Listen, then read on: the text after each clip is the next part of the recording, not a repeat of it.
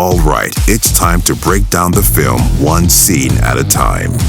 Act 1. Why don't we set some shit up? Our story begins right where you'd expect. Inside a therapist's office, Nick Cage is lying on a therapist's couch with his shoes on. What an asshole. Wait, fuck. Sorry, guys. I opened up our breakdown of Vampire's Kiss instead. My bad. Let's try this again. Our story begins in a support group meeting for people in abusive relationships, and we see our titular character listening to a girl describe the early parts of her relationship, which sound an awful lot like the early parts of he and Dracula's relationship, as we soon find out. Our hero introduces himself as Mike Spritz and says he is the son of Hello America TV weatherman David Spritz. No, wait. He says his name is Robert Montague Renfield, and judging by his outfit, he hasn't bought a new suit in, I don't know, 140 years or so. A little out of style. A little, yeah. Never taken a moment to care for his own needs. I'm like, how do you not smell just horrendous? How have your clothes not just like melted off of your body in 140 years? That's a good point. Maybe at some point in the 40s, he bought a new suit. Got some new duds. Yeah. He says he's in a destructive relationship, and we cut to the best on-screen vampire since Peter Lowe, snapping necks of a would-be vampire hunter. He pulls out all his tricks in the vampire arsenal, running along the walls, turning into a Batnado, etc., before Renfield interrupts the fun and says he should start at the beginning. I love when they do that. Let's fake start a million times. Whoa, that was a bit much. We cut to a beautifully executed recreation of scenes from the original 1931 Dracula film, where we see Renfield's introduction to Dracula, being hypnotized and seduced by the Dark One through wine, the theater, and traveling to exotic places before Renfield was made Dracula's familiar. In case you didn't know or can't read since it was on the screen, a familiar is a servant who is gifted with a tiny portion of vampire powers. Yeah, just making sure that the audience understands what the fuck is going on, I guess. Familiar? I think they meant family. He's his family member, is what he said. Family. Oh, it's on the screen. I can't read that. I can't read too good. Don't read no words. This is subtitled. This is some foreign piece God of shit. Damn it, black I'm out. and white. I'm out. I came to That's see why it didn't Nicolas do well. Cage. Yeah, $20 million at box office. Yeah. It was surprisingly, the theater was actually pretty full. I didn't expect there to be as many people. Did you go like opening night though? No, I went the next day. I went Saturday. Okay, well, Saturday yeah. like midday too. I'd say so first it wasn't weekend. Opening weekend. Yeah, opening when weekend. it did its most business. Yeah. Yeah, so. opening weekend midday. I was surprised to see as many people there as I saw. But I do a Nicolas Cage podcast, and I didn't even go see it in the theater. So if that says anything. I wanted to, but I was very busy at the time when it first came out. He says he takes care of the master's every need, including bringing him victims, dry cleaning, handies, that sort of stuff. He says they had some great times, but like all great times, they eventually come to an end. We cut back to Dracula fighting the hunters, but before Sam and Dean Winchester can show up, I was wondering if you're going to make that joke. Renfield is summoned by his master. So he pops a few spiders in his mouth, which are the source of his power, and joins the fight. Supernatural fans are going to be happy. Yeah, we have a lot of crossover. Dracula rips out a guy's throat and then is trapped in a protection circle of some kind by a priest and a hunter. The hunter and priest try to talk Renfield into betraying his master, but Dracula's sex appeal is far too great, and Renfield uses a shoe to break the circle. I mean, I think we would have all done the same if Nick Cage batted an eye at us. Get it? Get it? Batted an eye? Bats. Because he's a vampire. He turns into bats. The priest tells Renfield that they are the last of their kind, and now every drop of blood Dracula spills will be on his hands. But he's quickly silenced by Dracula turning into a smoke monster and blowing the guy up from the inside and turning the room into a Jackson Pollock painting with his blood and guts. The hunter shoots a curtain rod, which causes the sun to stream in and Dracula to burst into flames. But Renfield puts out the flames while Dracula makes mincemeat out of the hunter. We see that Dracula has turned into a roasted hot dog, and Renfield says this is a typical result of Dracula's bloodlust and leads to a transitional period where the Dark Lord lays low for a bit and Renfield nurses him back to health. We cut to New Orleans in the present day, where we see Dracula working in the evidence room of a police station where he has a familiar named Munt. Hey, Munt. Hey, Munt. I want to see that, I'd like love him to see using his Michael Shannon as his telekinesis. familiar. I just picture him closing the door in the old folks' home and just standing there with his fucking shoulders hunched and leaning. I'm gonna drink every last ounce of your blood, you fucking cunt. Being civil. God, that'd be a great short if they ever made one. Bad Dracula. Bad Dracula. Yeah. We see Renfield at a club or restaurant or bar. I don't know, something called Mulots. Mulots, I think is how they say it. Melades. Pilates. I think it's Mulots. I have no Mulots. idea. They don't know. actually say it, so who knows? Yeah. It's an actual place. It's actual restaurant bar. Is it? Yeah, it's a real place. Yeah. Which seems to be on fire based on how much fog there is outside. And we see that Renfield is planning to move them to an abandoned hospital. A lot of those in New Orleans. No comment. We cut back to the support group where we find out Renfield has been coming here to find victims since he could feed the abusive partners of the people in the group to Dracula. Also, we insert this reoccurring joke about some girl's boyfriend being super into ska. And some big dude who seems to be looking for victims of his own at the support group screams that he fucking hates that shit. Got that hair trigger temper that usually accompanies domestic violence. Yeah. So, yeah, he's looking for the next Mrs. Punch you in the face. Mrs. Punching Bag. Mrs. Punching Bag. Then they all talk about ska for, I don't know, fucking 8 minutes or something. Renfield laughs / coughs, and the leader of the support group tries to get him to share his story, but he says he's not ready. Now that we know that there's Rick and Morty folks that worked on this, it makes things like that make a lot more sense. Yeah, Just, those Yeah. just throwaway jokes out of the blue and then just beat them to death. He says he's come up with a mutually beneficial solution for people like that girl whose boyfriend loves music that hasn't been popular since the 90s. He chomps on a cockroach like he's enjoying lunch at a Wuhan street fair, and we cut to the trio of dudes in a huge warehouse with pounds of cocaine they stole.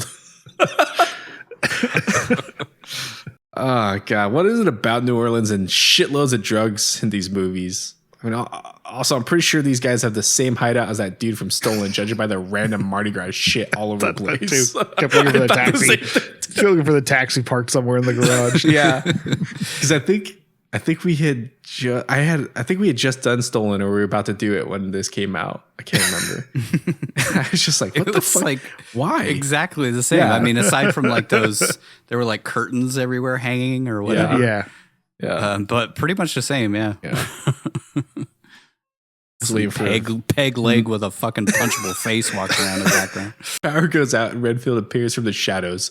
So the guys all try to give Renfield the drugs since that's what they assume he's here for.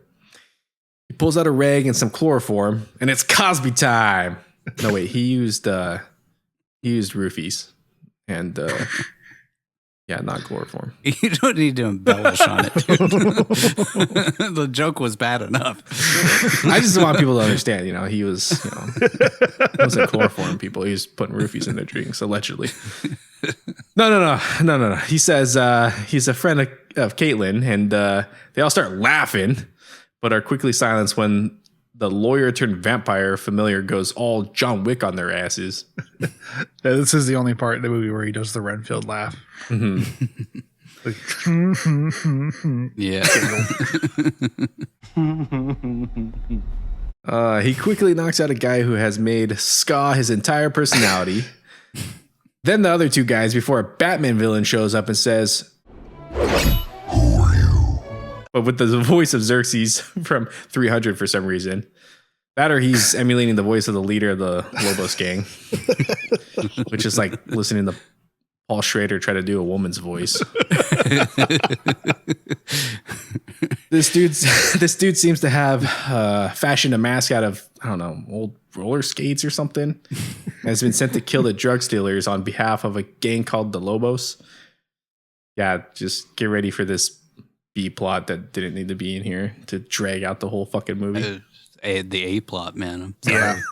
Fortunately, it's the B plot for me. It's the main storyline. The love story between Awkwafina and Nicholas Hoult. That's my A plot right there. It's not forced at all. It's very organic. The hitman starts throwing knives at Renfield, and he turns into Neo from the Matrix and punches this huge guy across the room. Renfield picks the guy up and tries to do the Undertaker's backbreaker move on him, but the guy slices open Renfield's stomach, spilling his guts out. Outside, we see Ben Swartz, aka Tedward.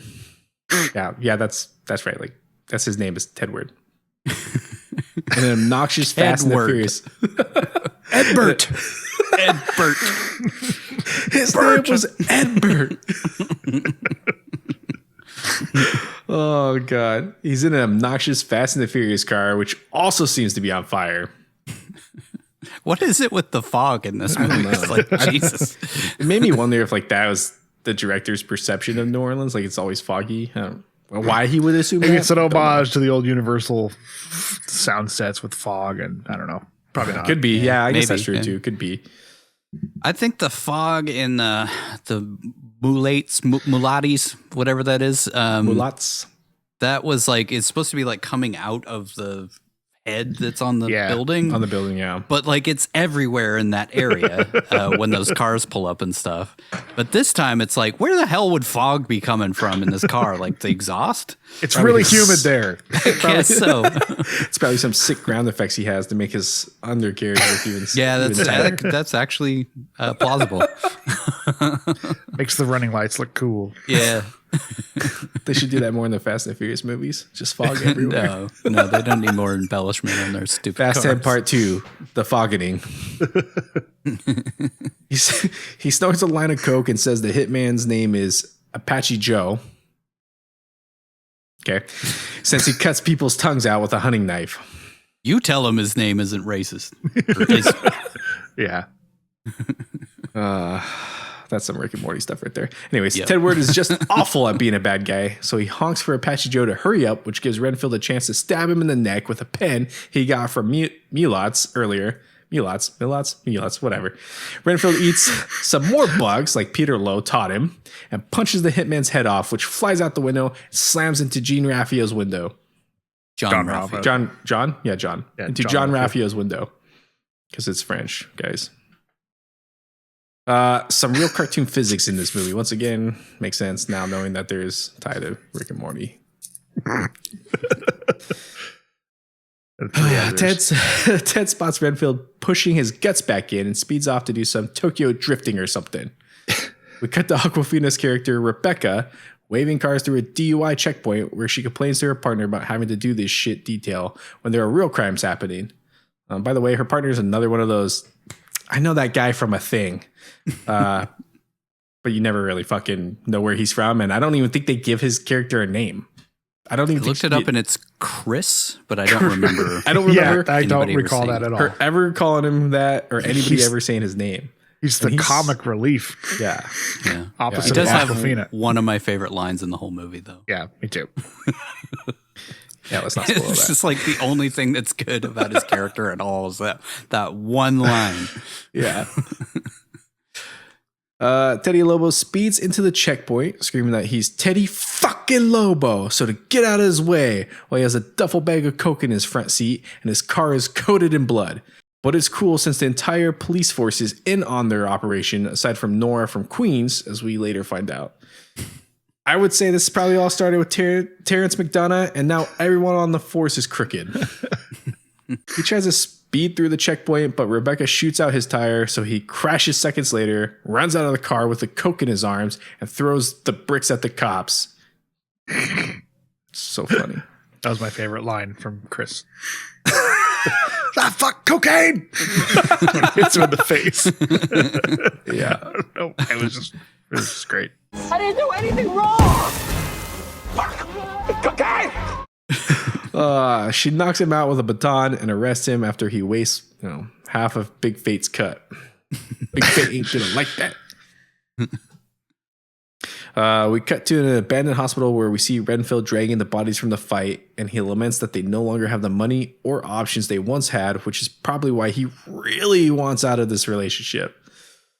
It was all fine and dandy that Dracula was a manipulative bastard when he was whining and dining him every night at the theater, but now they've hit a rough patch and he wants out. Fucking typical woman. Inside the hospital, we see that Dracula is still healing from being burned up. I think, was it because he got burned?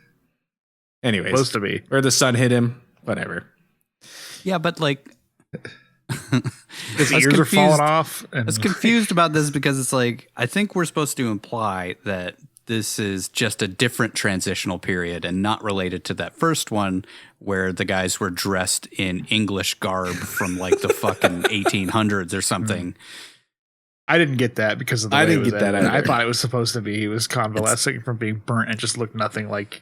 Yeah, that's what it feels like. He looked like the Toxic Avenger for some reason. Yeah. Oh god, the Toxic Avenger. We bring this up like every fucking season. God damn it. Thank God I have that PNG saved so I don't have to go look for it anymore. Yeah, I don't know. I didn't get that either. It was kind of vague, but anyways, he looks like that guy who was half melted by toxic waste in RoboCop. I don't know if you guys agree with that, but I do. And he asked that guy, Dr. Romano from ER. And he asked to eat one of the hands of the bodies Renfield brought him. is that guy in anything else besides RoboCop and ER? I feel like that's all he ever never did. Old way. What? No, No, it was a different guy. because that other guy was from The old way. I mean, he was good in ER, but fuck, I don't know. I haven't seen him in anything else. He's good in RoboCop. He's great in RoboCop. Yeah. He melted real good.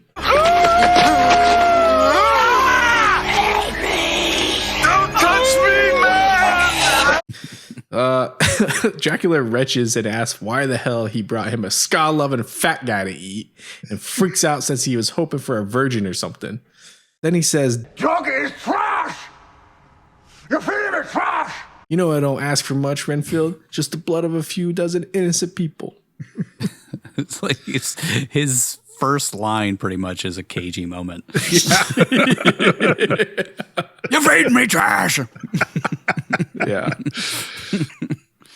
It works really well in this movie, though. You know, I don't ask for much. He says he'd rather have happy couples, unsuspecting tourists, a handful of nuns, a busload of cheerleaders, and says, "A busload of cheerleaders would be me getting back to full power. Like that." Yeah, I snapped. Because he snaps with his melted fingers, which seems like it would not be comfortable or make a sound. Slide off like pieces of him. Then he goes on a rant about not caring whether he eats boys or girls, since it's the purity he's concerned with. All things considered, Dracula's a pretty progressive dude, which you wouldn't think, given how old he is. He just doesn't want to snack on ska-loving assholes or anime kids who smell like sour milk, which I think all of us could sympathize with. Why do they all smell like sour milk? Why? I saw That this. Famunda cheese from not showering. I saw this. I saw this short on YouTube of somebody just panning through the anime expo that's going on in LA, and I just thought, oh god, that place must really smell. Sorry, kids. Use some deodorant and bathe. Use some deodorant and bathe. Renfield tries to explain that the modern world is much more dangerous and says they should stop running and settle down in a little cottage or something. Dracula can get back to doing handicrafts in the garage. Renfield could finally have a place for his Hummel collection and an herb garden, but Dracula slices open Renfield's stomach, and we see how toxic their relationship really is. Dracula stands over his familiar and tells him his rules are very simple and he doesn't give a shit about the morality of the world around them. The Dark Lord says his needs are the only thing that matters, while Renfield writhes in pain on the floor. Then Dracula asks, what exactly are my needs? While holding up a hand to what counts as an ear at this point, and Renfield says he'll get him the happy couples and cheerleaders he requires. Yeah, I love his little mannerisms during this whole thing. They did a good job with the makeup as he like reforms. Oh yeah. They did a great job with the makeup. The visuals were really good in this too. Kind of Robert Kirkman's thing, you know. Does these visual effects really well, these practical effects, yeah. Then Dracula rips open a vein and pours blood in his servant's mouth, which heals him right up. Over at the jail, Teddy confesses to every crime known to man to an empty room, I guess. And Rebecca says she's going to take down the entire Lobo Empire thanks to this nitwit. But then female Saul Goodman walks in and Teddy is immediately set free.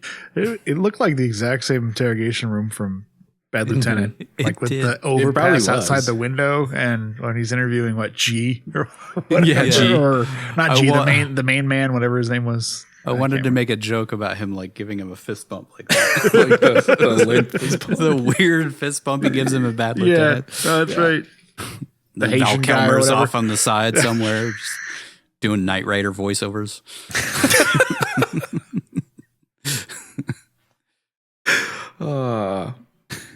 Well, then Ted Wood tells the entire police station, fuck you, and the chief of police tells Rebecca she was supposed to bust drunk drivers, not one-note characters that are so over-the-top dumb, you start to hate them within 5 seconds of screen time.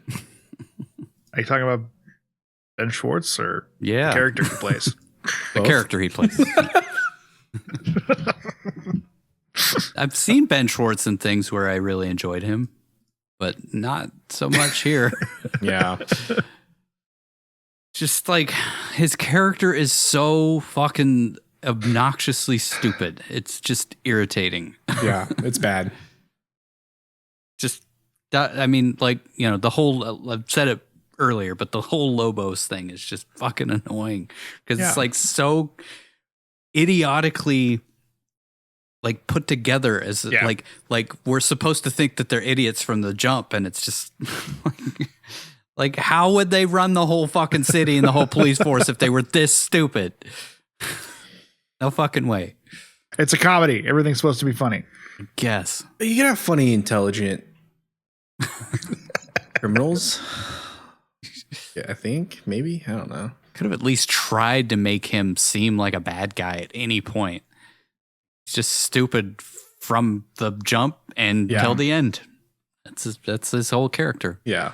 Unless this is like, yeah, never mind. I'm not even going to dive into analysis on that. It's not even worth it. Anyways, suddenly another detective comes in from the side of the screen with a huge smile on his face and says, "Good news!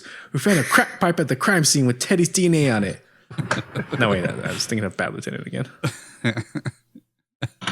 Just come in from the side. Good news. Then the chief makes her feel like she did something wrong for busting John Ralphio and says her dad was the most honest and incorruptible cop he ever knew, and that she was a lot like him since I guess she didn't take the bribe. Literally everyone on the force took, I guess. I don't know. That whole point, I just don't get, like, why point out her being so moral if you're corrupt? And I don't know. That whole exposition. Yeah. To explain why she's a good person. Right.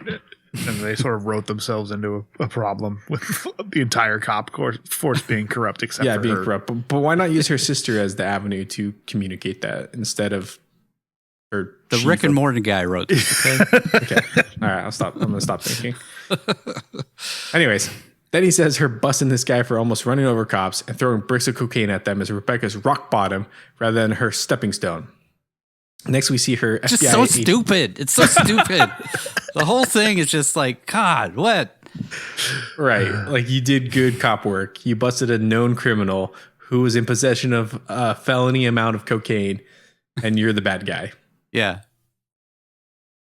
Anyways, Like, even if they were all corrupted, like, God, dude, you just made it too over the top. It's just so, like, you have to willfully suspend disbelief so much that it's like, I can't. It's just, it's just bad. It's just so bad. yeah. Well, next we see her FBI I thought agent. we were supposed to be watching a movie about Dracula and Renfield. What the fuck? Fuck Some this bad whole cop story. comedy. I'll talk about it later. I'll talk about it in my review section. But I do have a point of contention with, some of the criticism towards this movie, or the lack of criticism towards aspects of this movie. Anyways, next we see her FBI agent sister pop out of a nearby room, and Rebecca complains that no one is doing anything about the Lobos, including the FBI, who I guess just work out of this police station. I mean, we already know there's an FBI building in New Orleans from stolen, so I think I got to call foul on this one. She want to be working out of a fucking local precinct. I want to see the interactions between them and the fucking doofus with the hat from Stolen.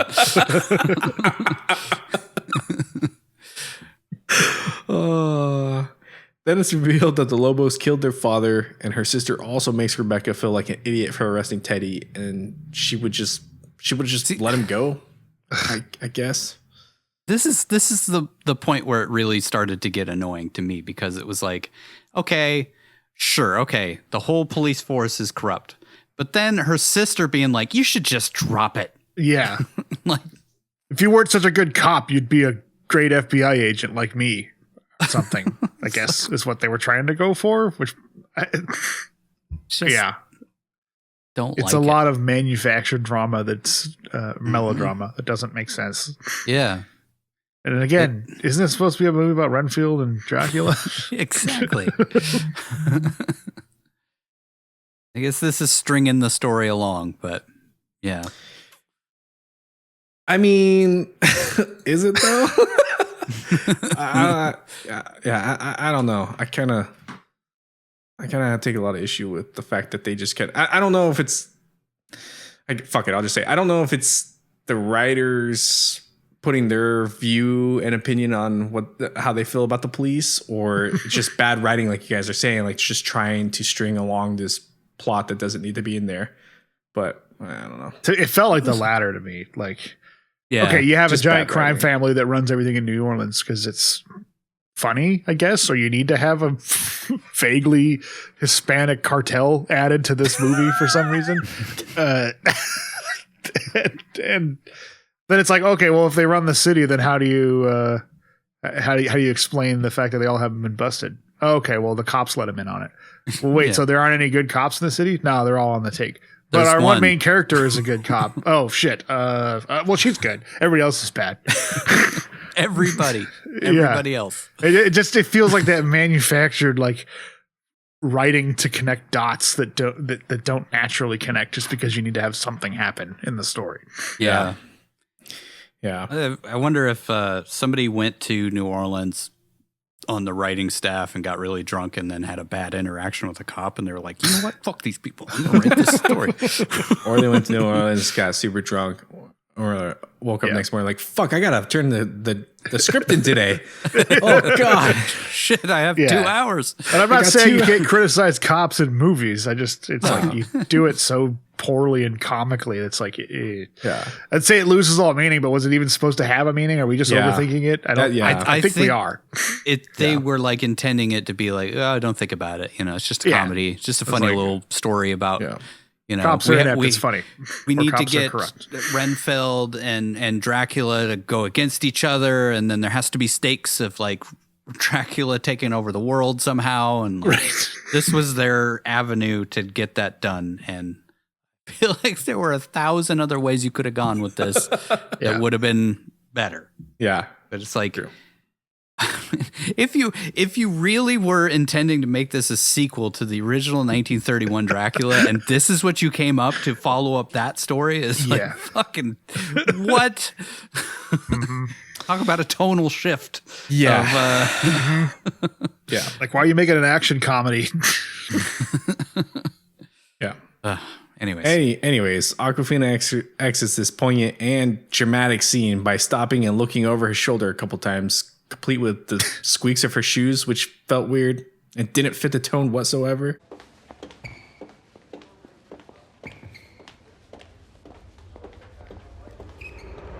I think it was supposed to, it was supposed to be funny. Was it supposed to be funny, or was she like looking over her shoulder to like, I'm going to go talk to her. No, I shouldn't. No, I'm going to go talk to her. No, I'm leaving. Fuck this.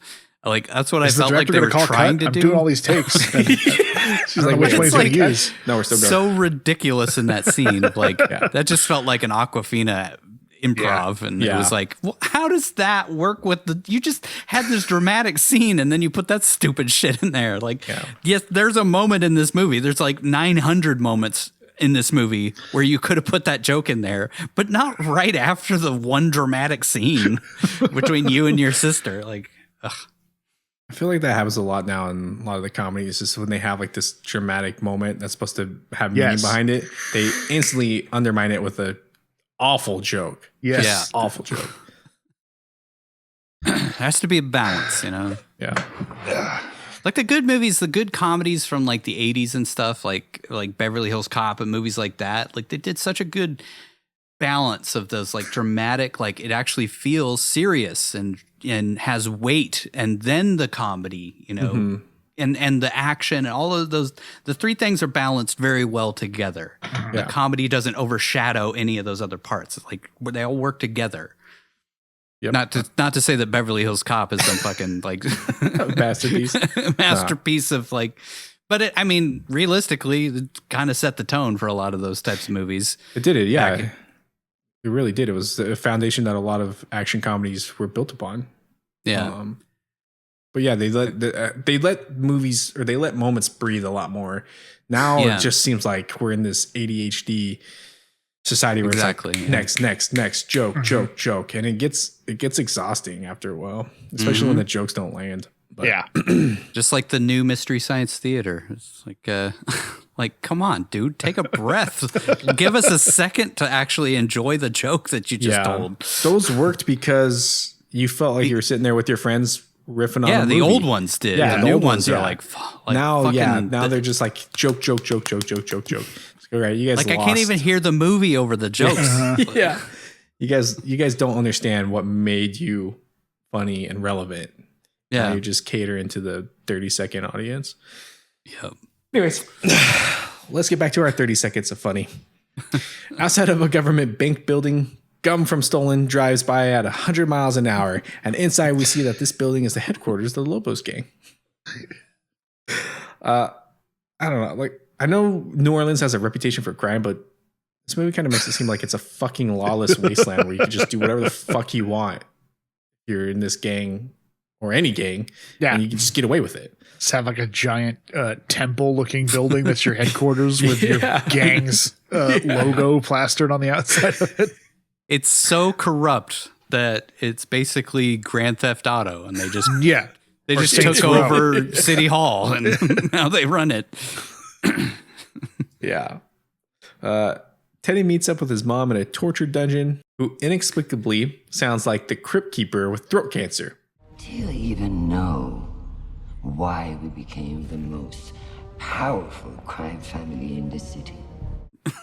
AKA Paul Schrader. She uses her demonic voice to explain that the Lobos have maintained their crime empire by being ruthless, violent killers, but her idiot son is ruining things since punks are stealing their drugs, and she seems worried about a lowly traffic cop. Yeah, they've been in power this whole time, and now one DUI checkpoint cop is going to take 5 foot tall, it's going to topple their empire. One 5 foot tall beat cop is going to bring down the whole fucking thing. She's got the entire police chief in her pocket, and she's worried about one. Just kill her. If you're really worried about her, just kill her. You killed her dad. Yeah, exactly. Yeah, you killed her dad. Just kill her. Yeah. She asks her profoundly stupid son if the empire will be secure in his hands once the throat cancer finishes its job on her. But before he can say, "Money, please," to his mom, we cut away to Rebecca and that guy from that thing investigating the crime scene Teddy was running from the night before. I'm not really sure how she knew this crime scene was related to Teddy or why New Orleans Finest didn't clean the blood off the street, but whatever. Why are these cops now detectives? Like, Why are the cops can't just go investigate a crime scene? Like, I mean, they have roles. this is the lawless land of New Orleans, dude. So. I guess they sort of established that their precinct just does its own thing. So they almost made it seem like it was shot like the same, like it was shot to be right after the Yes. scene of them arresting Teddy, and like that happens. what was he running from? Yeah, Like, Right. that happens several times in this movie. Mhm. I've noticed like all of the shots of the support group, they're all wearing the exact same clothes, even though it's supposed to be nights later. Yeah. Yeah. Jumping ahead a little bit, but the shot when John Ralphio gets confronted by Dracula and then they go do their thing, and then it cuts back to him waking up Yeah. while Dracula comes back to talk to him, definitely felt like it should have been in the same scene, not hours apart. There's also that shot of when Renfield gets the self-help book about narcissism. He's wearing the sweater, and we don't see him buy that sweater until like 5 scenes later. Yeah. Yeah. Three editors. 3 editors. 3 editors. They notice writing outside the building, and she says they are lyrics to a ska song. God damn it. They run this fucking ska joke into the ground almost as bad as Taika Waititi did with that screaming fucking goat joke in Thor Love and Thunder.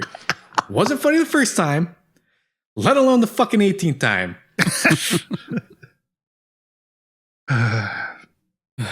Rebecca finds the pen from Mulots on the sidewalk, covered in blood, since Terrence was too coked up to properly investigate this crime scene, and we cut to Renfield inside Mulots. Hey, how convenient. He spots literally every group Dracula mentioned he wanted to eat. First, the unsuspecting tourists, then a table full of nuns, and a busload of cheerleaders drives by. Like something from like a Leslie Nielsen movie. Yeah. Just that kind of absurd comedy. Yeah. Rebecca, come on. Rebecca and What's-His-Face show up at Mulat's while Teddy and his crew load Castor Troy's guns in a car outside while wearing combo scarecrow / dog mask. I don't know. Renfield decides to get busy knocking out some cheerleaders, but before he can get his master a snack, he spots the cops walking in and hightails it while Rebecca's partner says, "Can you order me a number 3? The toilet just ordered a number 2. I'm gonna use that. Just start going out to work functions. Give me a number 3. Toilet just ordered a number 2. The Lobos gang blocked the entire road out front of this extremely busy bar with matching green neon lights under their SUVs. Since none of them, it's nice of them to coordinate. They start blasting the second they walk inside, which interrupts Renfield from enjoying a bug snack of his own. They surround Rebecca, and Teddy reveals himself seconds later. So I guess wearing a mask was completely pointless. I mean, it looked neat though, so he gets points for styles. I mean, I guess because she recognized his voice. Yeah. That's why he revealed himself. But it's like, why should you even wear the mask? And you're like in a huge group of like, there are so many people in that restaurant. Yeah. And they just like, okay. Yeah. Well, I guess laws don't matter at all. Nope. Got like 400 witnesses, but they all get intimidated out of speaking. Stupid storyline. Teddy tells her the Lobos beat the shit out of her father, and he begged for his life. He tells her he'll let her live if she tells everyone the Lobos own her, but she refuses, which impresses Renfield, who is listening nearby. Oh yeah, this movie's about Renfield. I forgot. Oh, he's in this. Yeah, that's right. This shit just sort of happens to him while he's a passive character in this club. Yeah. She calls Ted Ware's bluff and knows he's too much of a bitch to pull the trigger. Renfield spots a fly and uses it to turn into evil Popeye again and grabs Teddy before he could piss his pants or shoot Rebecca. It wasn't clear which one he was about to do, so. I think he only fired the gun because Renfield grabbed him. Yeah. Rather than shoot Rebecca or anyone for that matter, the bad guys all start hand-to-hand fighting a 5'1" tall girl, and she, of course, kicks their asses. Renfield stabs Teddy in the throat with a fork, but unfortunately he doesn't die, and the other bad guys remember their guns exist. Renfield ducks behind a super thin wood table, but that magically stops the bullets from hitting him. Then he kicks the table through a guy's chest, which is pretty awesome, since whatever magic eating bugs gives Renfield also removes the laws of physics. He cuts a guy's arm off with a serving tray, and he and Rebecca team up to kill like 47 bad guys, I think. Well, not a single bystander gets hurt. After the melee, Renfield says Rebecca is amazing for standing up to doofus McDumb shit, and she says her life wouldn't be worth anything if she let those assholes get to her. Rebecca also gets misty over Renfield cutting a dude's arms off with a dinner platter, and she seems to fall for this pale, filthy-looking guy in a tattered suit who's extraordinarily good at killing people. The movie explains away him being on par with an Avenger when it comes to fighting by Renfield saying he was in the military during World War I. When the 900 people who were magically shielded from the gunfire hiding behind tables pop up, Rebecca says he saved her life and everyone in the restaurant, and he's shocked when she calls him a hero. But before he can finish congratulating himself and dreaming of a life as Mr. Aquafina, Dracula calls him back to the hospital. Act 2. Let's get some motivation up in this thing.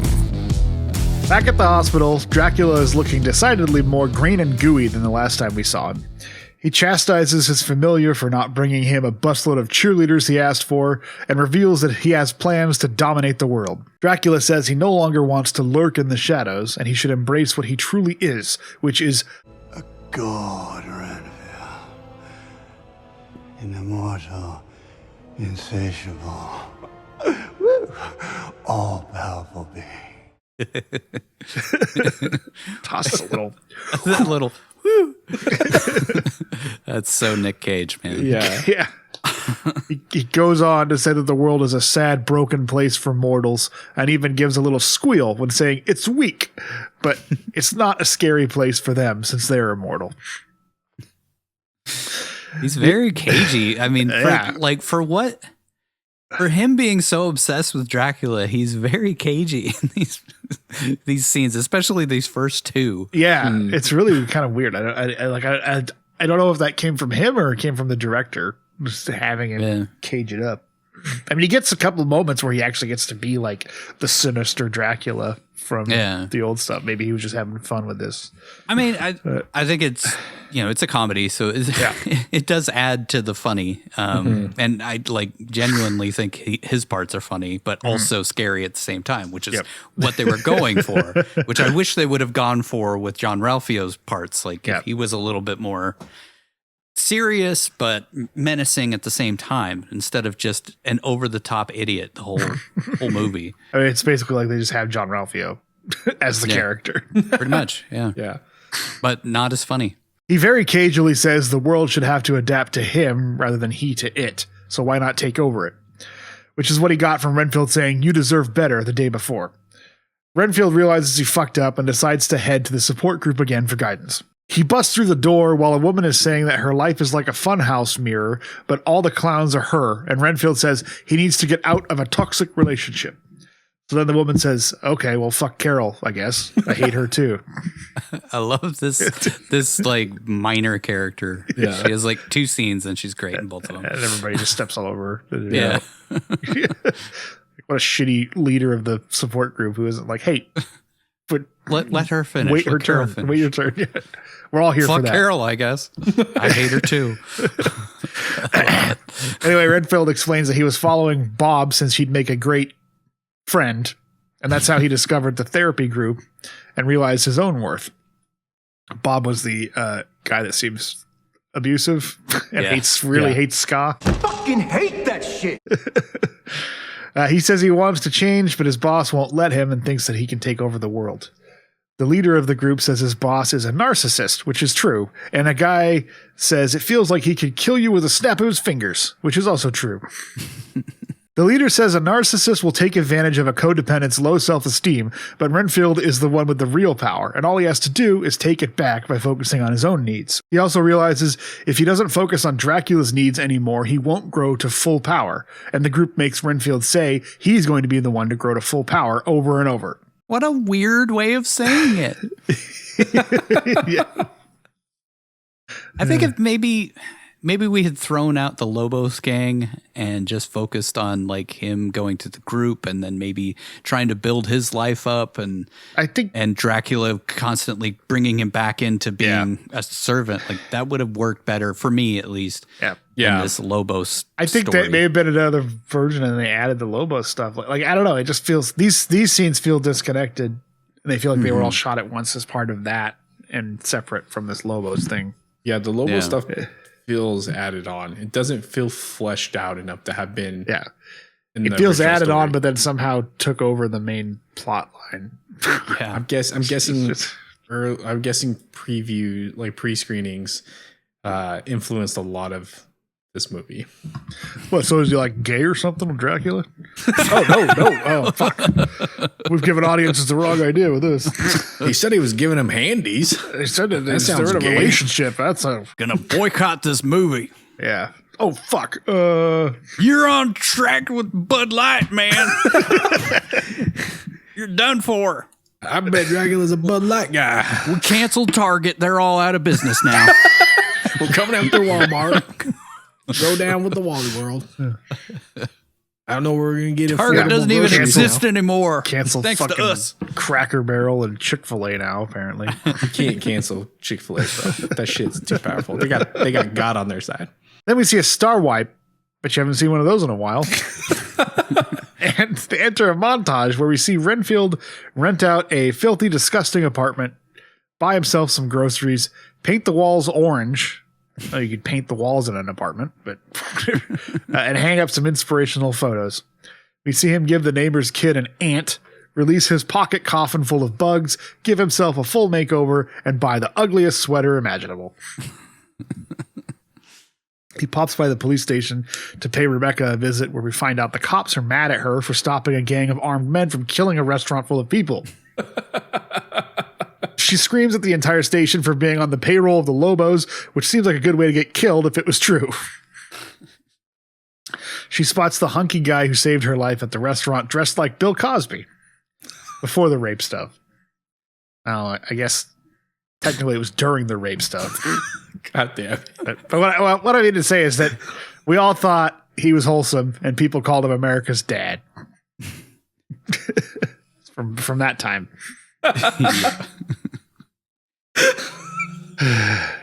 Yeah, that's right. This movie about Dracula has multiple Bill Cosby jokes in it. Deal with it. It's a free podcast.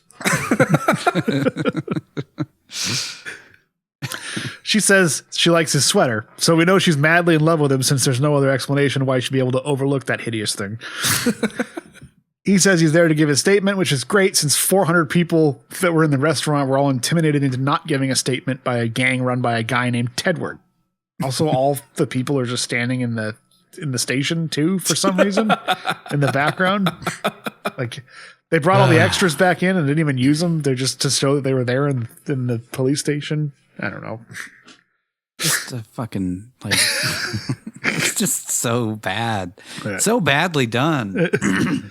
I think that's why this movie did so bad, because it was like it had a lot of promise. Mm-hmm. And like we said, the Renfield Dracula story is good, but everything else is bad.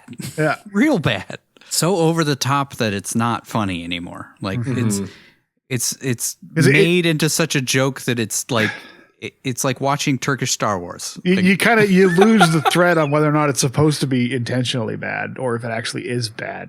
Yeah. And because there's at least that moments was what where it it was like seems to like me. they're trying to make it actually serious and actually have some weight, but then they fucking undercut it. Yeah. Anyways. Rebecca says it means a lot that he'd be willing to give a statement, and he says it means a lot to him since he can actually do the right thing for once. He reiterates how brave she was for standing up against someone who represents powerful forces, making people live in fear and not stop, or else the monsters will take over. All right, time for a joke, I guess. Wait, us or them? Undercut that dramatic moment, I guess, with a joke. It seems to be what they need to do. Suddenly we hear the voice of a goblin who just finished chewing on razor blades. Oh, no, wait, that's Teddy's mom and the head of the Lobos, whose name is Bella Francesca. So I guess having a stupid name is a family tradition. Yeah. I don't know if her name's even ever mentioned. It's in the subtitles, but I don't know if it's actually mentioned in the movie. Yeah, there's a lot of that in this movie. Have you noticed that? I don't know what the sister's name is at all. Like Trish or some shit like that? I don't even know, and I had subtitles on. Yeah. FBI girl. Rebecca's sister. Yeah. Chief of police. We see that this gang in New Orleans has a room full of fancy movie hacker equipment and can tap into the NSA satellites and every camera in the city because why not? Teddy gets a hacker guy to track down Renfield's location in seconds flat since this guy is Riley Poole's non-snarky brother-in-law or something. It takes them 20 seconds of screen time to find Dracula's lair rather than question that bullshit. Also, the shot of the hospital looks like the exact same shot they showed to establish that it's his secret lair. Like they just took that shot and put it over the FBI screen graphic. Yeah, it's the exact same shot. 100%. Like there'd just be this weird photo, this specific photo of the hospital. That's his lair. They're always filmed with these amazing like Alexa high definition cameras, and it's like security footage. Mm-hmm. So rather than question the fact that they find it in 20 seconds, we cut away after Jigsaw says they have until the end of the day to kill him. Or what? She Nino Brown's her son? Yeah, what? I am my son's keeper. That's the end of the day, otherwise she won't let him be the leader of the group or something. I don't fucking know, man. Why you have till the end of the day? Or what? Yeah. Anyway, we cut to Rebecca enlisting her FBI agent sister, I'm not sure if she ever got a character name, into running DNA on a bloody pen no one picked up from a crime scene where the guy was decapitated, so she can't trust anyone in her department. Oh, and she feels like they can trust that dumbass head of the FBI in New Orleans that we met and stolen. The guy would just monologue about a squirrel trying to find his nuts or something. Rebecca says the DNA in the pen might connect Teddy Lobo to the crime scene, and she desperately pleads with her sister to help her, even though she seems to think Rebecca is an idiot for trying to take down this crime family that obviously killed their dad, and even Officer Doofy from Scary Movie can solve these cases. I told you not to bother me while I'm vacuuming. It's on the case, this. These movies would be better if the cops were just mentally disabled. It would make more sense. It's pretty much what's going on. Yeah.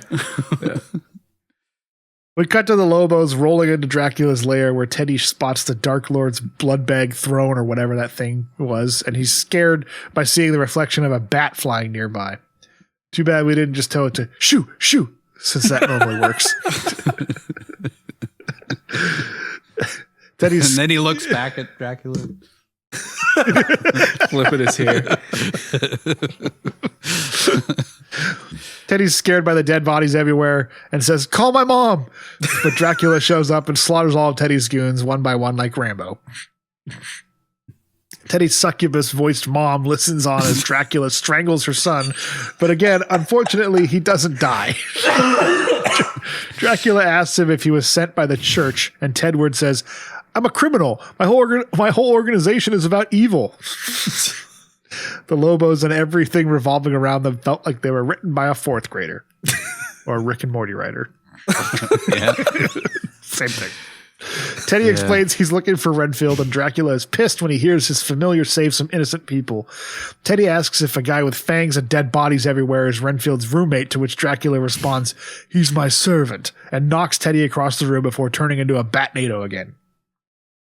We see Renfield arrive at home at his new apartment where he finds his boss waiting for him in the kitchen while sipping on a nice little eyeball and blood cocktail. Just like a Halloween prop. Drink you get at a Halloween party. Turns delicious, out, yeah. Renfield shouldn't have bought a welcome come in doormat from Macy's. That was a great joke. Yeah. Nod to vampires needing an invitation before they can come into a space.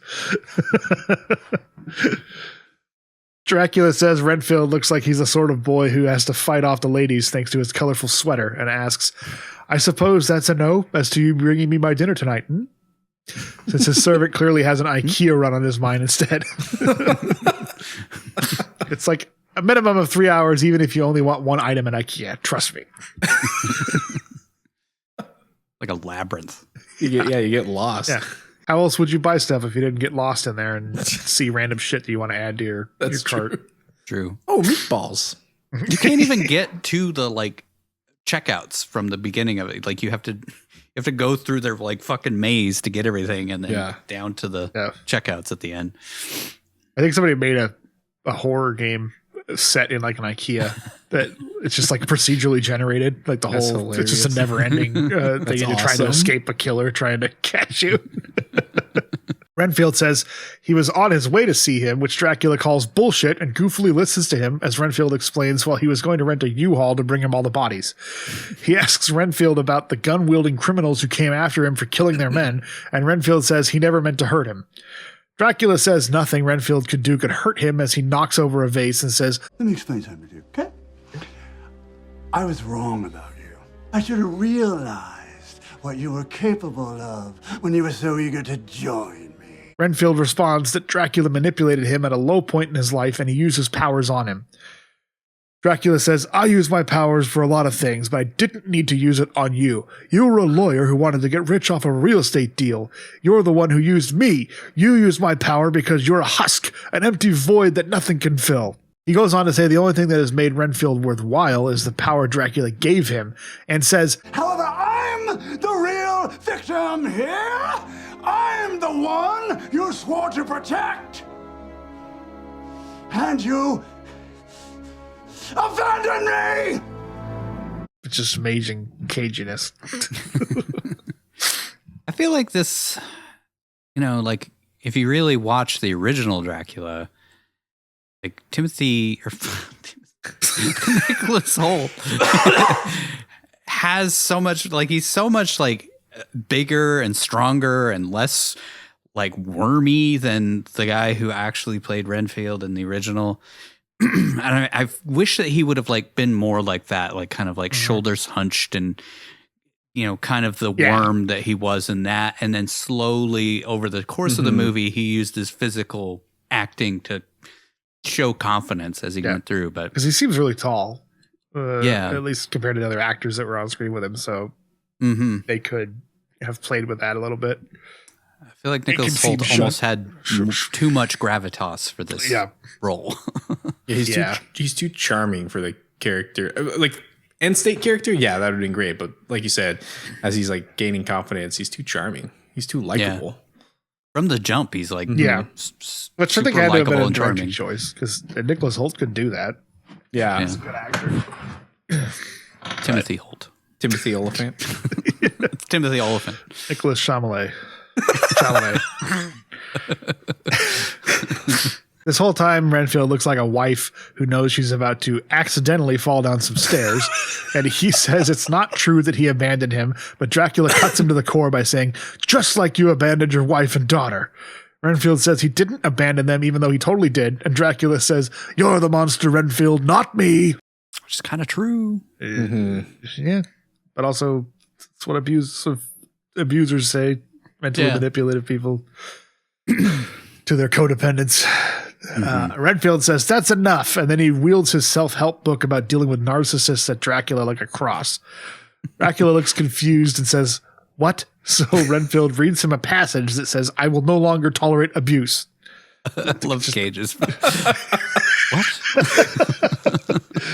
It's like the guy told him to treat it like his Bible, so he's holding it up like a Bible. Yeah. Dracula laughs in his face and tells him he will find everyone Renfield has ever loved, and he will drain them. And then he says he'll reduce his studio apartment to ash as he floats above his servant and asks who put these ideas into his head. Dracula sees the name of the church where the group meets and decides to teach them a lesson. Thought Dracula couldn't go on hollow ground.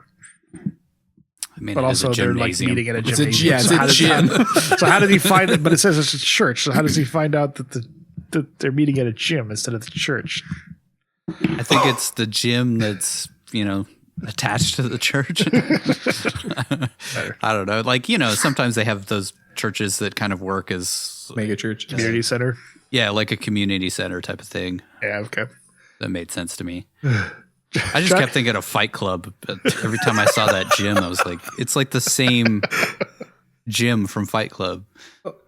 Which I wonder if that was like the pre-visualization. They were like Just think of Fight Club. Yeah.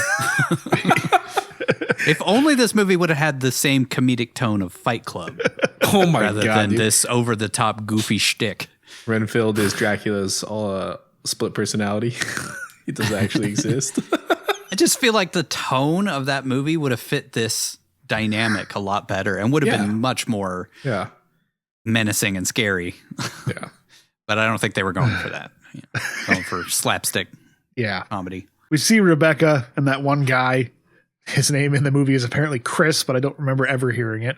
Investigating Doug, the ska guy, and his disappearance. We meet his charming ex who says she hopes he was fucking murdered since he was a piece of shit who loves shitty music. Get it? Ska. We see Caitlin from the support group also come out of the apartment, and we see the two of them are celebrating their abusive boyfriend's disappearances, which is not suspicious at all. Rebecca asks how they know each other, and they tell her about the support group. We cut to the group meeting, and Renfield again bursts in while Carol is bearing her soul. Okay, yeah, fuck Carol, I guess.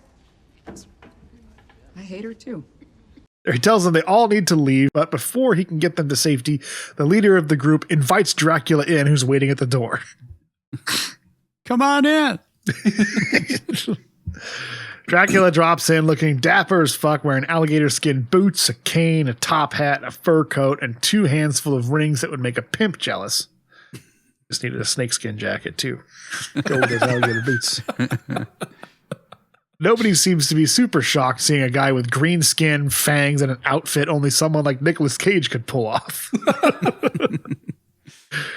Dracula says, put that shot of him walking with his son. That picture, that paparazzi shot of him walking down the street. Dracula says he's feeling much better and gives Renfield some sexy eyebrows. The leader of the support group asks a guy with fangs if he'd like to introduce himself to the group. So Dracula says, I'm the Prince of Valatia. Some call me the Dark One, others the Lord of Death. However, to most I am known simply as... And some guy cuts him off by saying, Renfield's boss, which is my least favorite joke in the entire movie. Which is saying something, because there are like 50 ska jokes in this thing. Dracula sneers at the guy just like I did while watching this, and he floats up into the air and says, I am Dracula. The leader of the group says, okay, obviously what we're dealing with is a little bit more than just narcissism here. Cue laugh track. I think I like your reading of that line better than the one in the movie. Yeah. Whatever. It's in the trailer. Just look it up. It's a trailer line. Renfield begs his master not to kill his friends, but Dracula is still a little sore, so he knocks Renfield across the room and turns everyone in the group into Pez dispensers in seconds flat. After killing the group leader, Dracula does a little dance to celebrate his victory over his once loyal familiar and tells him, there are some experiences worse than death, such as spending the remaining years of your miserable life knowing that all the depravity you've witnessed in the last century will be nothing compared to the suffering I'm going to unleash on this world. Dracula says when he's finished, the entire human race will suffer because Renfield betrayed him. Dracula bats off back to his lair while Rebecca and her partner show up just in time to see Renfield standing over the bodies of his support group. He guiltily narrates. I don't know why they throw narration into random places like this, but I guess they had to do it in reshoots or something. The ADR. He narrates that he got them all killed, and he's led to Rebecca's squad car, which is suddenly surrounded by half the New Orleans police force plus all the Lobos gang members. We're just traveling together at this point. Yeah. Reminded me of Face Off when like he becomes the head of the FBI and he's just walking around with his show goons. up with all his henchmen are also in the FBI.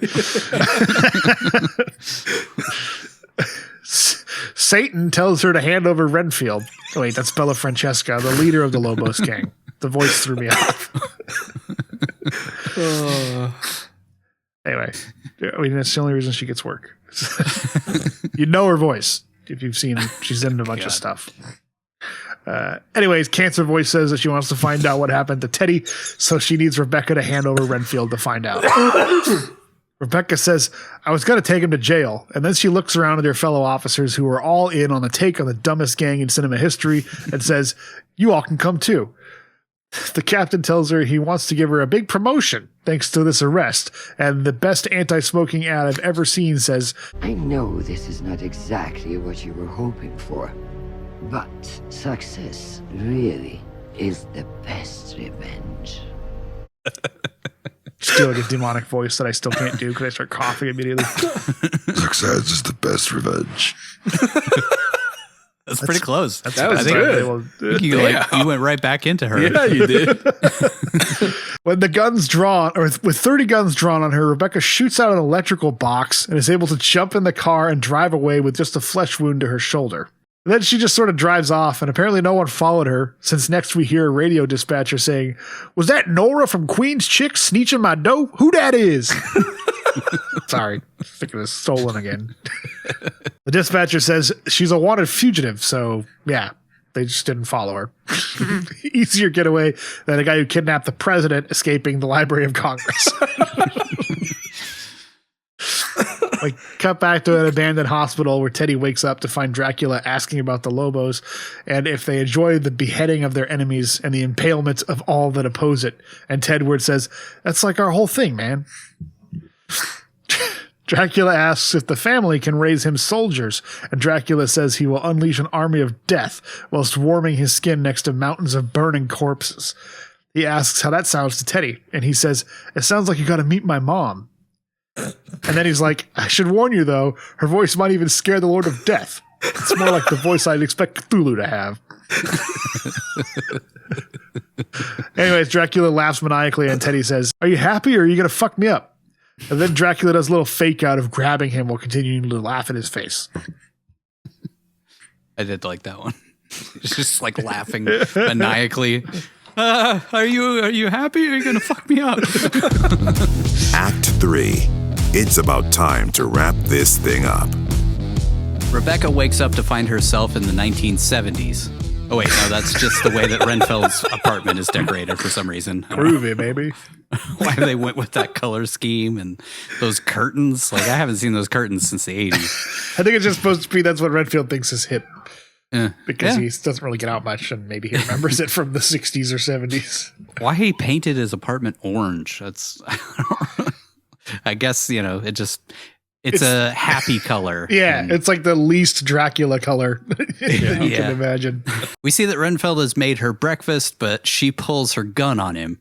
He promises that he's still in their custody since he still has the handcuffs on. He had taken them off, but then puts them back on when she wakes up. And then he offers her a snickerdoodle, to which she says, "I don't want your murder cookies." Very just Nora from Queens. Aquafina being Aquafina. But this scene in particular, she was just Aquafina. She almost passes out when she tries to leave, so she decides to eat the murder cookies after all. He explains that he's not a murderer.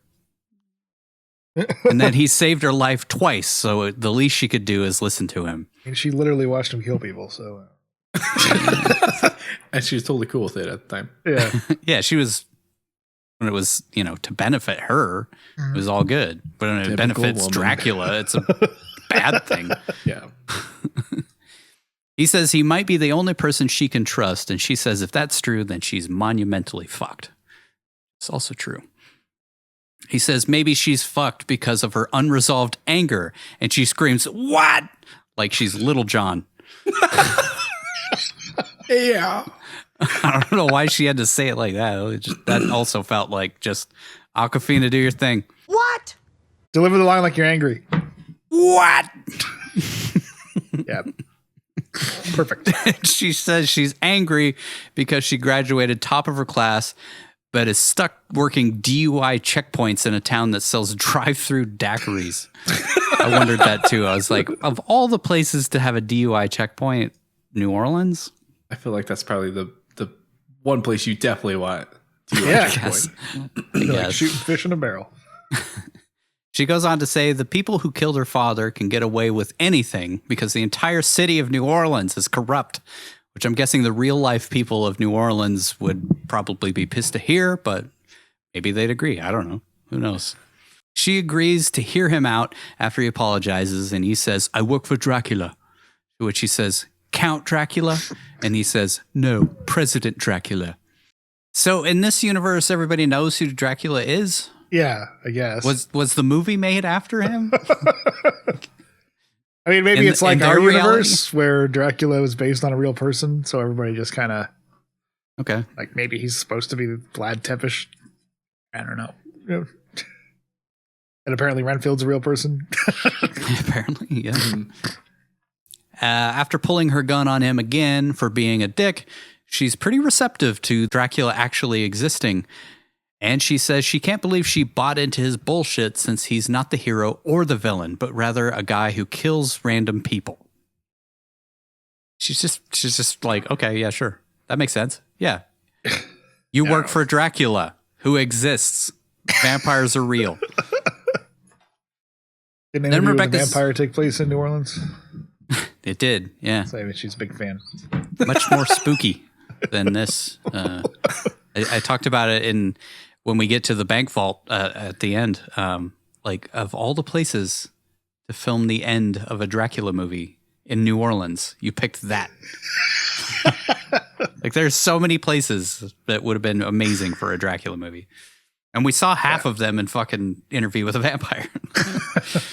Yeah, well, those weren't sound stages in Hollywood. That's true. They were cheap and easy. I mean, they only had $65 million to spend on this movie. So I don't know what you want. God, this could have been such a more of like a character-driven piece. I'm so blown away by that budget. That's fucking ridiculous. $65 million. I mean, I guess for a bunch of CG blood. Yeah. You got Cage, you got Holt, you got Aquafina, you got Ben Schwartz, you got the Crypt Keeper. You had to pay some people, in this movie. True. Oh, fuck. I'm not even going to attempt to pronounce her name because Asiago Cinnabon. Yeah, that's right. I think that's right. Good job. Iago Shenandoah. Asiago Cinnabon. Yeah. Then Rebecca's phone starts ringing, and the most wanted person in New Orleans that the cops and the Lobos gang members are all looking for picks up the phone without even checking the caller ID and just says, "What?" They track Renfield back to Dracula's lair in like 20 seconds, but they can't find his apartment or track her phone. I guess she had to make a call first because they show up after this. Mm-hmm. Yeah. Then she's like, okay. Sorry. Sounds just like her. Anyway, Rebecca's sister says she ran the pen through Interpol, and the blood on the pen links Aren't you back the FBI? You should have your own database of the shit. Fucking hell, dude. I've heard these words before. Put them in the script. It linked back to cases going back decades, and whoever it is might be the most prolific serial killer the world has ever known. This is Renfield. Yep. Rebecca says she's at the serial killer's place right now. Her sister says she's heading that way, even though she never told her where she was. I'm going to get out. Go right to you. Track the phone. Things move so fast, you're not supposed to notice it as the audience. Yeah, I didn't even notice that. Boom, boom. I was too tied up and heard that immediately saying, meet me at so-and-so's in Cafe Du Monde in 20 minutes. Like 20 minutes like the go-to script thing of anything. Mm-hmm. Like, it happened in National Treasure as well. Mm-hmm. Meet me at the archives in 20 minutes. From fucking Mountain Maryland or Virginia or wherever. He asked her to meet her at Cafe Du Monde. She asked her to meet her at Cafe Du Monde in 20 minutes since the Lobos are after this guy too. So they need to meet in a public place. Like everybody's on the take in this whole city. Like, how does she know that her sister? Du Monde are probably how does she know her sister can get to Cafe Du Monde in 20 minutes too? Like, she doesn't know where her sister is. I'm in Biloxi. Visiting those guys. Somebody just shot themselves on a couch. Eddie King's in town. I have to check this out. We just found his brother Buddy dead. That's a nice little call out to New Orleans' best coffee place, which ought to really bolster tourism in the city. If you just ignore the whole thing about the entire city and police force being corrupt. I mean, that Mulati's place looks pretty cool. Yeah. Hopefully that gets some business from this. Yeah. French Quarter. Outside, the two of them hear sirens, and suddenly the apartment building is surrounded by cops and Lobos gang members. They just fucking go together now. Demon Voice watches on through security cameras or something, and we see that hundreds of cops and gang members are on their way. Going to be tough for them to get out of this sticky situation. No, actually, Renfield chows down on some kid's ant farm, and he single-handedly beats the shit out of like 30 guys while a discount version of Sabotage by the Beastie Boys plays on the soundtrack. It's so distracting with subtitles because it just plays the lyrics of the song as you like something about dead kids and sick kids or something. It really it hilariously took me out of the action because I was like focusing on reading the lyrics, but like it's background music. You don't need to put the lyrics in the song. It's hilarious. Really did sound like Sabotage. Though. It's also funny because it's like it'll say like the name of the song plays like right before the song starts to play, but it's like how are deaf people gonna know what that song is? He jumps floor to floor like Wolverine, tears some guy's arms off, and beats more guys with them. While the human ashtray is shocked since she's able to see every detail of what's going on since she has better access to footage from this dilapidated apartment complex than the control room at the Super Bowl. Dude, there are not cameras all over in that place. God, even if there New Orleans, they wouldn't be angled perfectly for her to watch the entire thing go down. Just watching the whole thing from some control room. Meanwhile, the 5-foot-tall, 120-pound girl with a bullet in her arm holds her own against 2 SWAT members until Renfield impales them both with that guy's disembodied arms. I'm not sure that arms are that sharp. You know, you can't just throw an arm through somebody's with enough chest. Force, I guess.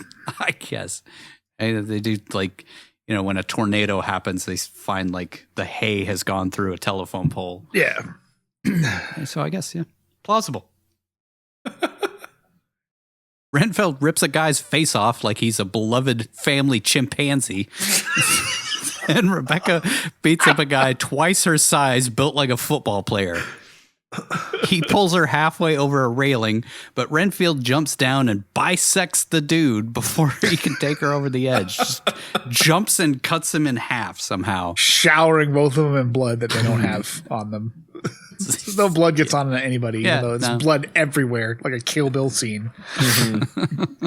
It's all CG blood. Yeah. You know that ILM did the effects for this movie? Did they?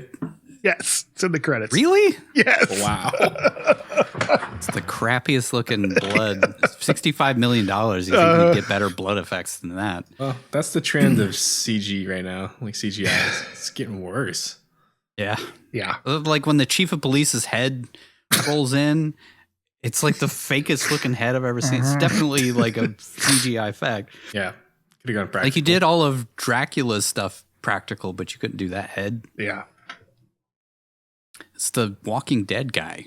I think he was a producer on the show too. So he's like, or this movie. He was there all the time while they were doing the effects and shit. Anyways, he lands on the roof of a cop car parked in the courtyard and motions for Rebecca to join him, and they make their way through like 30 dead bodies. And I guess the rest of the police force that was on the way that we saw just decided to make a pit stop at Dunkin' Donuts or something. 'Cause we never see anybody else show up, and they just head off to they head off to get some beignets at Cafe Du Monde.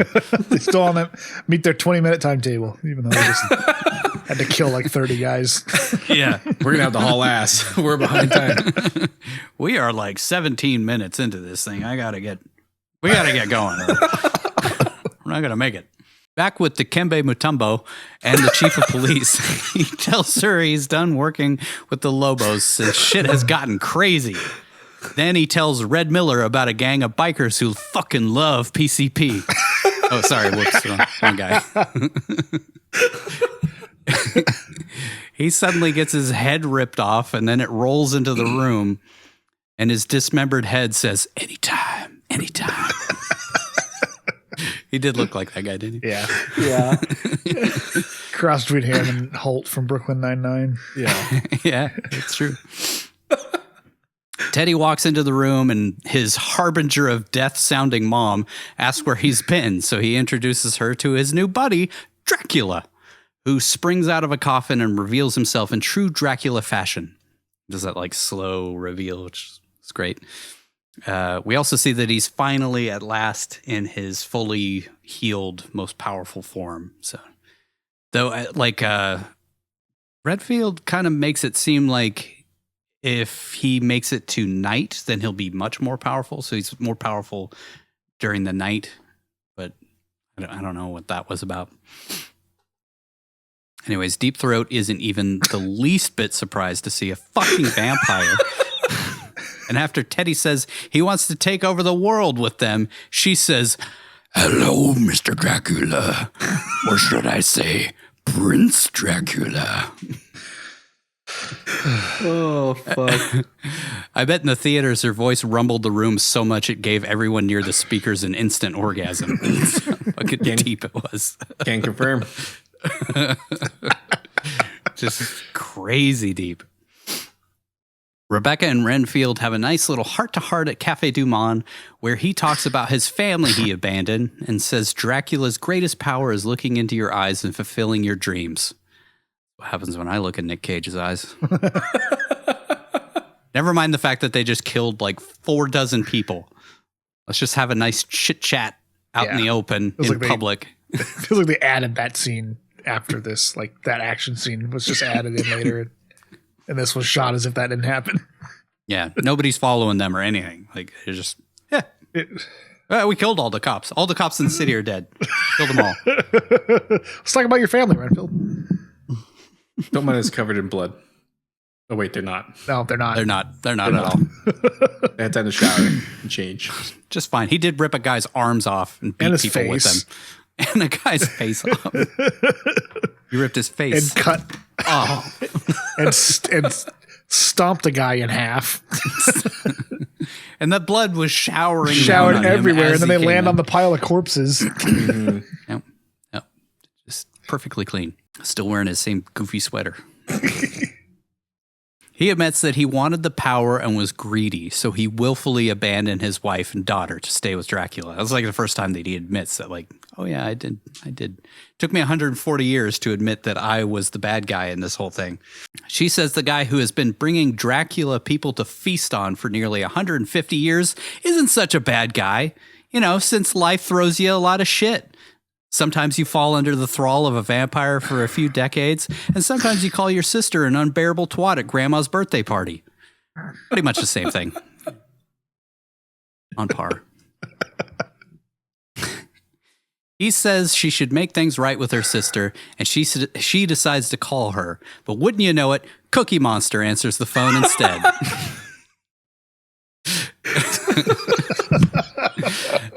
Meanwhile, Dracula calls out for his familiar with telekinesis, and Renfield listens as Dracula tells him he has found some people who will unleash his full potential. Like, really, these people? Dracula even would be like, no. Yeah. These people are too stupid for me. It was like a scheme that Nandor would do from what we do in the shadows. Monster Voice tells Rebecca they've got her sister while talking on like an iPad or something. Yeah, it's like comically large phone. It was so distracting. I didn't even hear what the conversation was. So I was like, how the fuck? Fucking humongous, dude. Like, is her hand just really small? It was like this. Like she's talking on, this is a Kindle. But it's like a Yeah, size. she's talking on a Kindle. There we go. Anyways, Powers Booth's ghost tells her sister doesn't have much time, so she decides to head off to save her. Oh my God. Renfield tells her that Dracula is with the Lobos now, and Rebecca says, if you want to be a hero, Renfield, you have to risk everything. And as someone who cares about you, you're never really going to be free until you face him.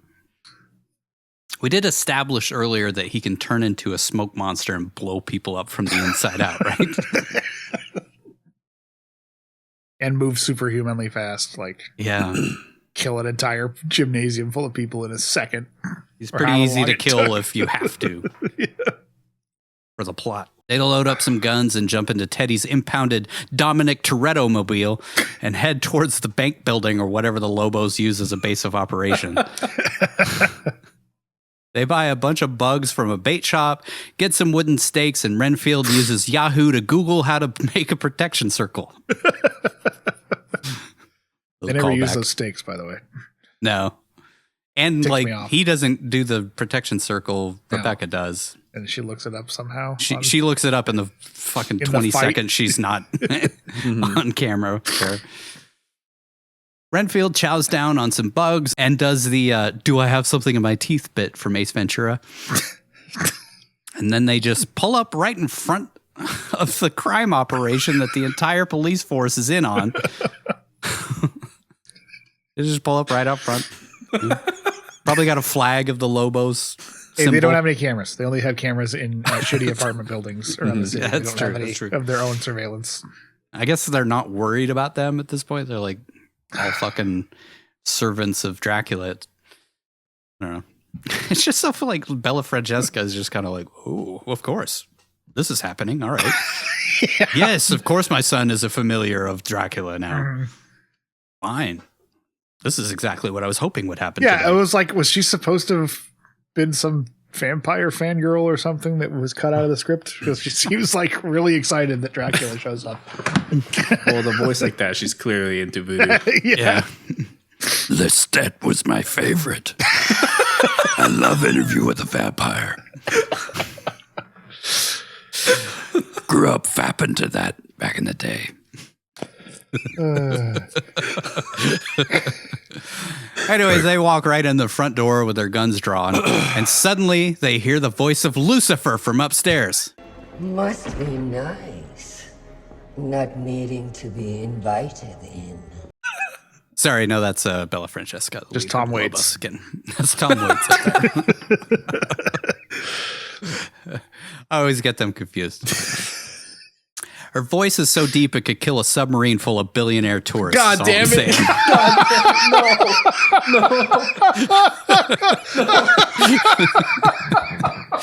Oh, at least this will come out and we'll have some distance from that.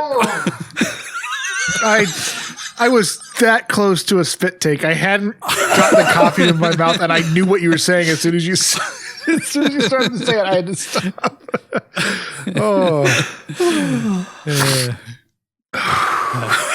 They're horrible. Oh, God. Then Teddy shows up and says, "Don't I know you? Because you look so familiar." And then he snorts a centipede, which I don't think would work the same as eating one, but whatever, movie. It goes into your stomach. Does it? I mean, It goes into your lungs, wouldn't it? You can still snort stuff through your nose and swallow it. I mean, it would snort into your nose and then get into your throat. Yeah, and then you have to swallow it. And then your body is like, that's food. Not air. And your body's like, that's food. That's how the body works, right? Centipedes are food. It's not air. Next, it's revealed that all of the dumb shit looking goons in this operation have also been turned into Dracula's servants. So it's safe to say that there's no way Renfield and a tiny policewoman will be able to stop them, the cops, and Dracula, right? Well, they don't know how to use their powers right. Yeah, I guess. Yeah. Like Renfield knows because he's been doing it for a long time. And yeah. Plausible. all the goons start doing Lost Boys parkour down to the first floor. And Renfield takes on this army of dudes with the same abilities as him by himself, while Rebecca shoots at them intermittently here and there when she feels like it. She's just kind of off camera for a while there. Yeah. And they already also kind of established that shooting him wouldn't do anything. Yeah. Well, whatever. Teddy shoots at Rebecca again with Castor Troy's gold guns. He wishes. And then Rebecca shoots him in the chest with a shotgun after she tricks him into dropping his guns because he has the IQ of an olive loaf.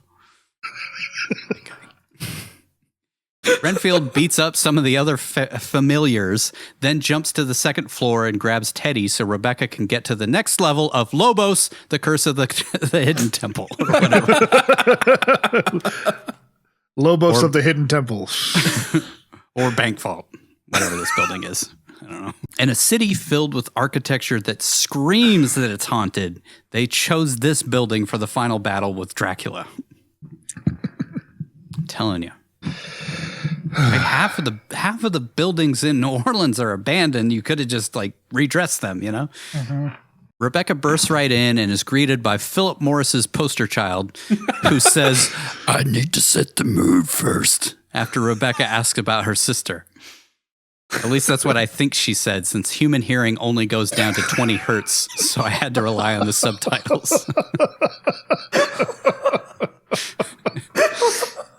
She closes the window and then disappears like Batman out of the scene somehow. Like she's like looks at one window and then she looks at another and she's just gone. Like she just disappeared. Just imagine her scooting out of the scene.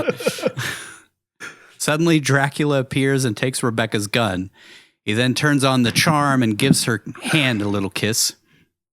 And he says he and Renfield have a complicated relationship, and he can only imagine what she's heard about him. He fell down the stairs, I swear to God. They were hands. Never punched his face. Only the body. We cut to Renfield fighting John Ralphio, where Teddy suddenly realizes he's a slave to Dracula.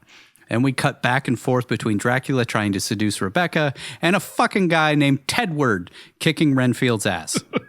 Tedward. Dracula tells Rebecca that with her by his side, they could bring justice to the world and punish the ones who killed her father. He carts in Rebecca's dead sister on a table, then slashes his wrist open while promising to save her sister if she agrees to join him. Even though, like, he slashes his wrist, he's nowhere near her and never goes over towards her.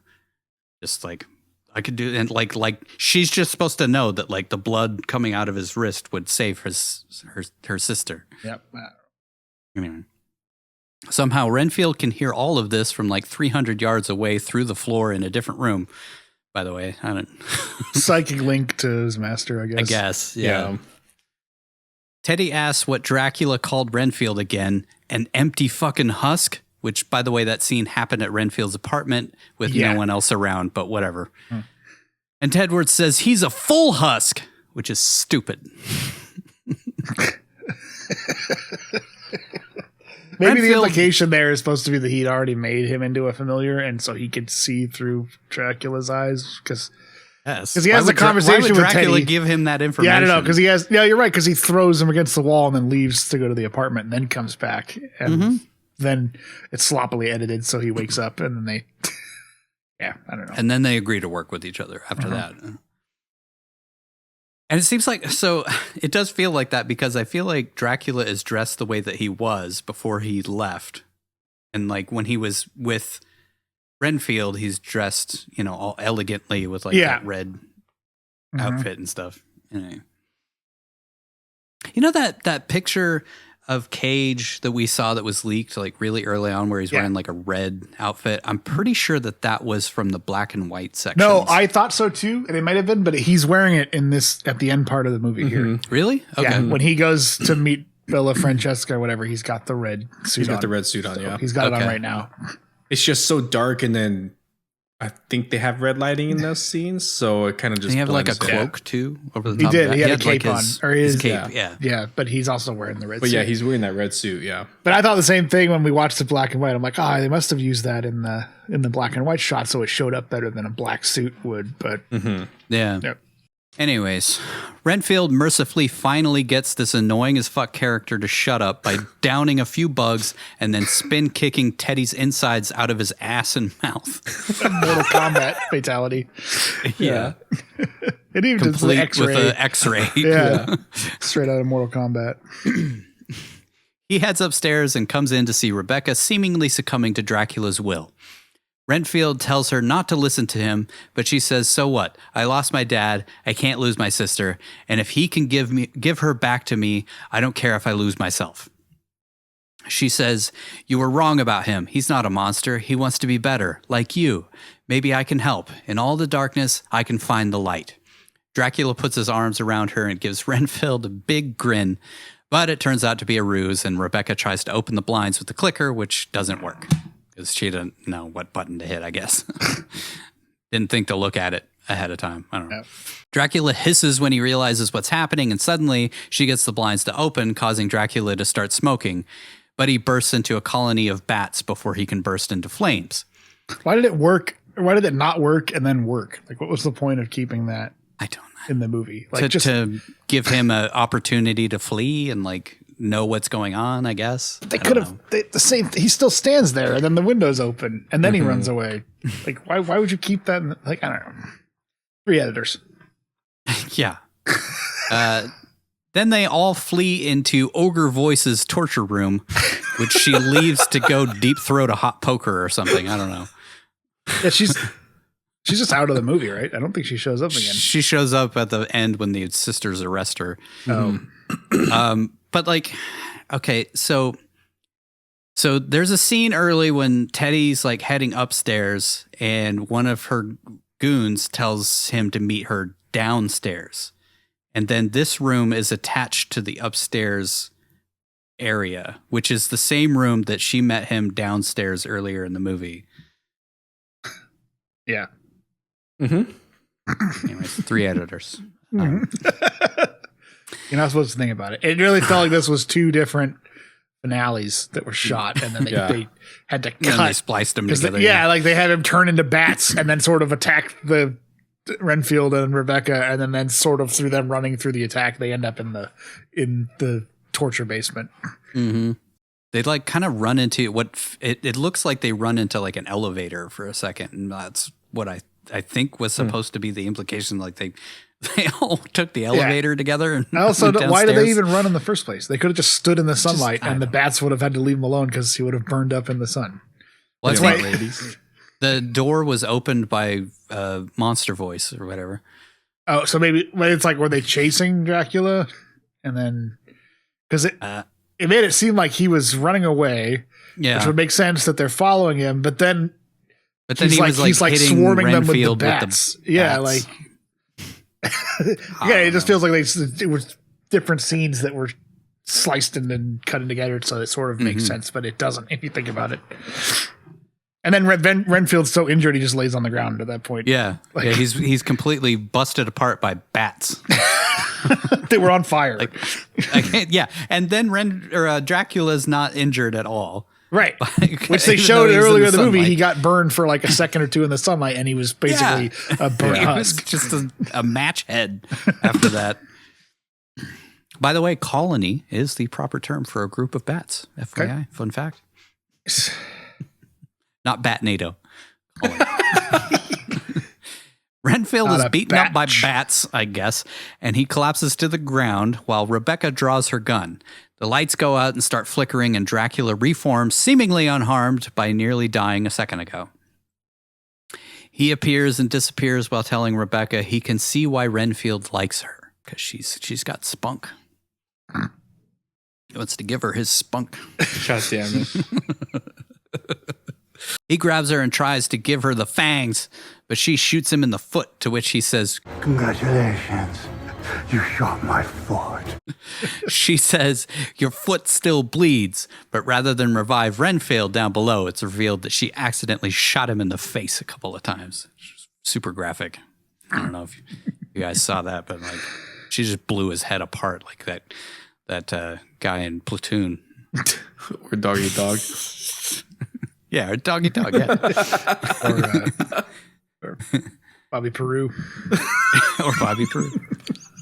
She blew his head apart like Bobby Peru. Wait, no, it revives him and he flies up in time to stop Dracula's fangs with his hands for some reason, which is really weird. Like, is they're like retractable like the Predator? They just keep coming out and going through his hand. Weird. He snaps off Dracula's fangs, and the Prince of Darkness says, "There he is," which is the same thing Walter said when he was shooting beer cans off the fence near Buddy in Grand Isle. Remember that? Wait, only we remember that movie. That's right. Also New Orleans? Louisiana? That was in Grand Isle, Louisiana. Yeah. An awful lot of Louisiana Nick Cage movies. There are a lot, man. It's probably because we've done like 4 this season, right? Yeah. Mm-hmm. It's like California, Vegas, or Louisiana. That's like or New York. 60% of Nick Cage movies. Dracula turns into a smoke monster, and instead of going inside his old servant to blow him to pieces, he gives him the sleeper hold, and then cackles while saying, "You can't take my teeth," and regrowing his fangs. This is stupid. Dracula says there will always be more Renfields in this world. And in narration, Renfield says, he's right. There are millions of people like me. And they're all trying to figure out how to overcome their destructive relationships. We flash back to the head of the support group telling him he just needs to take the power back from his codependent partner, and then Renfield beats up Dracula. Guy can turn into smoke or bats and disappear anytime he wants, but he just chooses to be punched in the face here. Rebecca spots tons of cocaine nearby and gets to work creating a protection circle since it's powder, and I guess that's all it takes. Renfield beats Dracula in the face for a while saying, I am enough. I have enough, and I am capable of change because I love myself. All the while, Dracula just takes it since I guess this has been his fantasy of after all these years of living alone with Renfield. Maybe. I've been waiting for years for this, Renfield. Now drink some blood and spit it in my face. Would have been hot. A great way for the movie to end. Now I'm submissive, Renfield. That's what he's been trying. He's just been grooming him for a century to do this. I've been waiting for you to take charge. Now peg me. They could have used the stakes. Yeah, that's how they used the stakes at the end. They didn't use them for anything. They used them there. Put 2 in. Dracula finally gets up after nearly having his head caved in and turns into a smoke demon again. But again, doesn't like go into people's bodies and blow them up. Maybe it's because like Renfield has power of Dracula. He can't be infiltrated maybe he can't like do that. it to his familiars. But he gets caught in the protection circle that Rebecca made. She's shocked it works since she somehow found the instructions on a Wiccan Tumblr page in the 45 seconds that she was off screen. Doesn't seem like there'd be good signal in there, you know? 1, it's New Orleans. 2, she's in like a fucking bank vault pretty much. Yeah. Yeah, Tumblr still pulled up. She asks what they do now, and they decide to go all medieval on Dracula's ass with the torture gear the Lobos had set up around the room. Renfield asks if Dracula has any last wishes, and he says, I wish to spend a season in hell where all the amusing people are. Then he gives the devil horns and screams, Hail Satan, which is a pretty fucking badass way to go. No begging for his life this time around. No trying to sweet talk Renfield into saving him. Hail Satan! Which he did very cagely, too. Mm-hmm. Renfield smashes Dracula's head with a mace of some sort, and they chop him into pieces with an axe and a chainsaw, shoot at his corpse, etc. Since no one really knows how to kill a vampire, since there's so much lore out there, you know. Which, you know, they could have somewhat set up a sequel here with that. But, you know, made $26 million on a $65 million budget, so we ain't seeing no fucking sequel to this. Eventually, they boil him with acid, pour his body into little cement ice cubes before stashing them in the sewer. With all that gold. Pretty fucked up, man. They could have just used the stakes. Could have. So they never even like tried. Freaking like Acme cartoon levels of implements to hack his body up. It's like the end of Con Air, where it's just like one thing after another. That Wile E. Coyote him to death. We cut to Rebecca and her resurrected by Dracula blood sister arresting that goblin-voiced Lobos bitch who mumbles something at her in French. Pretty sure it was French for "me want cookie" or something. God damn it. Rebecca embraces her sister, who is probably a demon or something now that she's been resurrected by vampire blood. And they make up for her calling her a twat or whatever the hell that was. Who cares? No character development really between those two. No. 2 scenes. Remember what they said in Pet Sematary, right? What comes back may look like the person, but it ain't. Sometimes dead is better. That's the sequel. Yeah, it could be everybody they resurrected with Dracula blood. He just comes back to life through them. Yeah, and they've all got the power of Dracula. Renfield says there's only one thing left to do, and he says he needs to be punished for what he's done. So Rebecca starts pegging him. No, wait. There's a ball gag in his mouth. Anyway, she says people could learn something from someone like him, since he proves it's never too late to be a hero. We cut to he and Rebecca at his support group, where we see he's reanimated the corpses of the members of the group who've all been dead for like at least 24 hours. So that's horrifying and best not to think about.